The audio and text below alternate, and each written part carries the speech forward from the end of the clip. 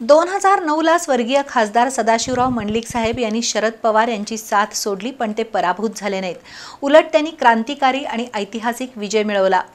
तशीच पुनरावृत्ती या निवडणुकीत होऊन पालकमंत्री हसन मुश्रीफ विक्रमी मताधिक्याने विजयी होतील असा विश्वास माजी खासदार प्राध्यापक संजय मंडलिक यांनी व्यक्त केला। तर मंडलिक आणि पाटील गट एकत्र आल्यावर कागलमध्ये क्रांती होते असं मत प्रवीणसिंह पाटील यांनी व्यक्त केलं। मुरगुडमध्ये झालेल्या विराट सभेमध्ये हे नेते बोलत होते।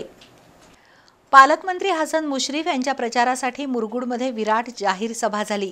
यावेळी प्राध्यापक संजय मंडलिक यांनी राजा विरुद्ध प्रजा या लढाईत आजवर प्रजाच विजयी होत असल्याचं नमूद केलं। सदाशिवराव मंडलिक यांनी 2009च्या निवडणुकीवेळी शरद पवार यांच्या विरुद्ध बंड केलं होतं, त्यामध्ये ते विजयी झाले। आता पुन्हा त्याचीच पुनरावृत्ती होईल आणि मुश्रीफ विजयी होतील असं संजय मंडलिक म्हणाले। तर पालकमंत्री हसन मुश्रीफ यांनी आजवर सामान्य माणूस केंद्रबिंदू मानून काम करत असल्याचं सांगितलं। ज्यावेळी मंडलिक आणि पाटील गट एकत्र आलाय त्यावेळी क्रांती झालीय।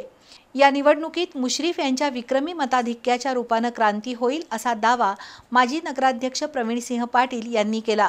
यावेळी खासदार धैर्यशील माने, अमरीशसिंह घाटगे, अमृता घुले, विजय काळे, उत्तम कांबळे, दत्ताजी देसाई, अनिल सिद्धेश्वर, मधुकर पाटील, दिगंबर परीट, जयसिंग भोसले यांनी मनोगत व्यक्त केली।